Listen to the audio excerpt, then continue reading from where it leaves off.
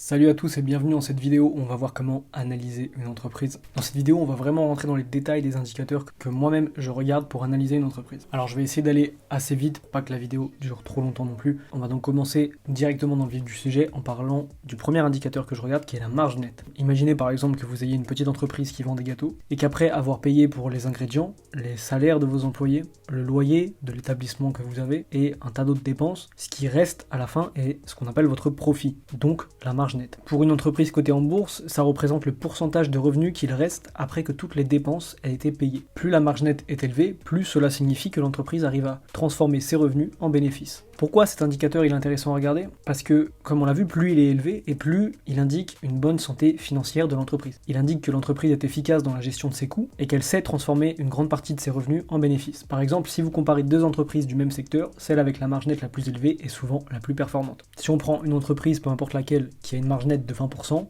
ça signifiera que pour chaque euro de revenu, elle garde 20 centimes en bénéfice. Si on compare une entreprise du même secteur qui, elle, aurait une marge nette de seulement 5%, la première entreprise serait clairement plus rentable. Pour analyser la marge nette, l'idéal est de la comparer avec d'autres entreprises du même secteur, d'examiner son évolution sur plusieurs années. Une marge nette qui sera stable en augmentation sur le temps sera bon signe, tandis qu'une marge nette en déclin pourra indiquer des problèmes de gestion ou même une baisse de la demande. Ensuite, intéressons-nous au ratio de distribution, payout ratio en anglais. Le ratio de distribution, il indique la part des bénéfices d'une entreprise qui est versée aux actionnaires sous forme de dividendes. Un ratio de distribution de moins de 70% est généralement considéré comme sain, car ça laisse à l'entreprise suffisamment de bénéfices pour réinvestir dans sa croissance et faire face à des imprévus. C'est aussi important d'analyser cet indicateur car un ratio de distribution raisonnable nous assurera que l'entreprise ne surdistribue pas ses bénéfices, ce qui pourrait compromettre évidemment sa capacité à se développer. Trop souvent, les entreprises qui versent des dividendes élevés attirent les investisseurs à court terme, mais sont de ce fait plus vulnérables en cas de crise financière. Imaginez une entreprise qui distribue 90% de ses bénéfices en dividendes. Pour les investisseurs débutants, ça semblera très attrayant, mais que se passera-t-il si l'entreprise rencontre des difficultés financières ou des opportunités de croissance? Elle n'aura pas assez de ressources pour y faire face. Encore une fois, cet indicateur il est intéressant à comparer à celui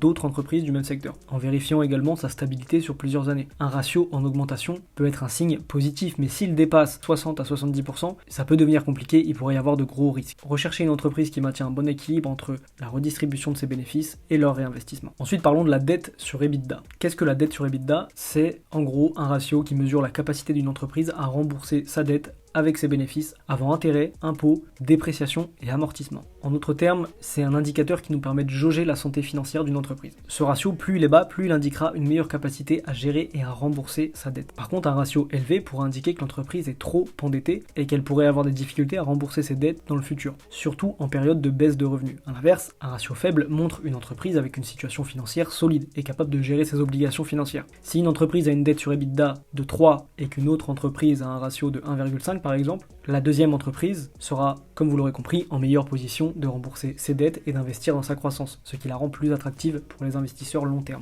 Pour analyser ce ratio, comparez-le à celui d'autres entreprises du même secteur. Examinez son évolution sur plusieurs années. Un ratio en baisse est un bon signe, tandis qu'un ratio en hausse peut indiquer des risques. Assurez-vous que l'entreprise a une stratégie claire pour gérer et réduire sa dette dans le futur. Ensuite, voyons ce qu'est le PER.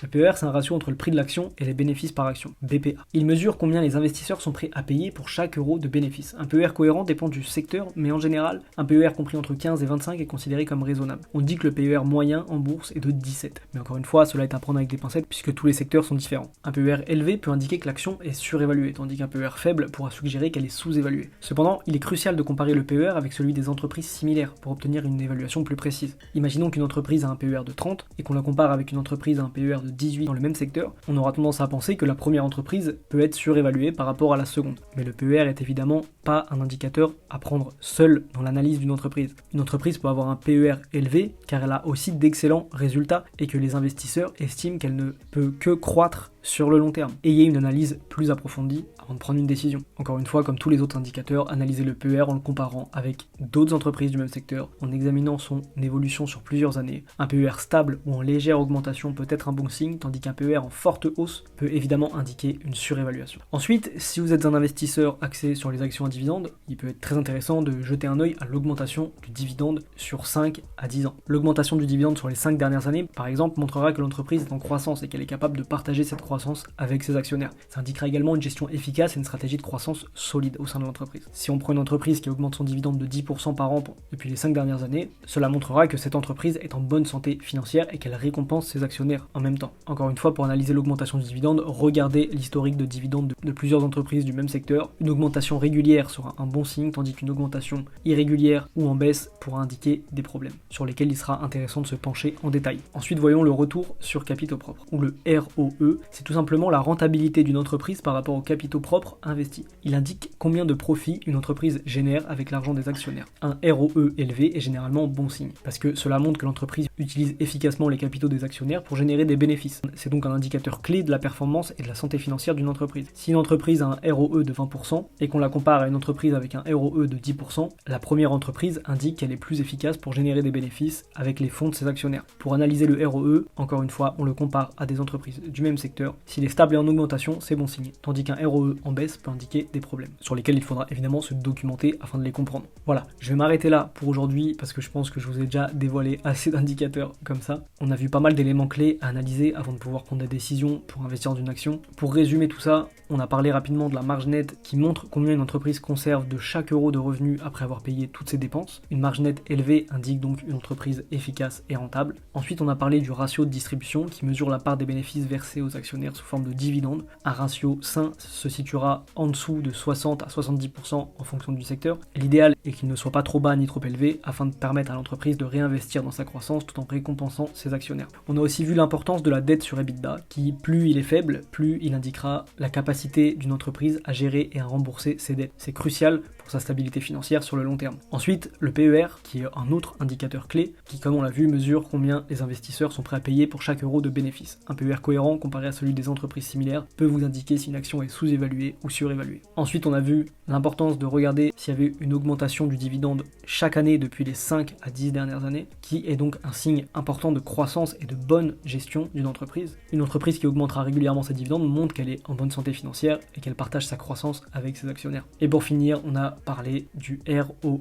du retour sur capitaux propres, qui mesure la rentabilité d'une entreprise par rapport aux capitaux propres investis. Un ROE élevé indique qu'une entreprise utilise efficacement l'argent de ses actionnaires pour générer des bénéfices. Maintenant que vous avez tous ces indicateurs en tête, il est temps de passer à l'action. Alors, vous pouvez commencer dès maintenant à analyser vos propres entreprises, même si je sais que ça peut paraître compliqué au début. L'important, c'est toujours de faire le premier pas. Si vous avez l'impression que cette vidéo, elle vous a saoulé, que ça vous intéressait pas du tout les indicateurs, c'est peut-être que vous êtes plus fait pour vous orienter vers une stratégie ETF. Mais si la stimulation intellectuelle que vous procure le stock picking, c'est-à-dire le fait de choisir soi-même ses actions, vous intéresse, alors vous pouvez très bien aussi vous orienter vers une stratégie où vous pourrez vous permettre de sélectionner vos propres actions. Je tiens à vous rappeler que je ne suis pas conseiller en investissement, ce n'est pas mon métier, je ne peux pas vous donner de conseils financiers, faites vos propres recherches avant d'investir dans quoi que ce soit. Si cette vidéo vous a été utile, n'oubliez pas de la liker, de vous abonner à la chaîne et de me laisser un commentaire pour me dire ce que vous en avez pensé. Je vous remercie d'être resté jusqu'au bout et je vous dis à bientôt dans une prochaine vidéo. Ciao.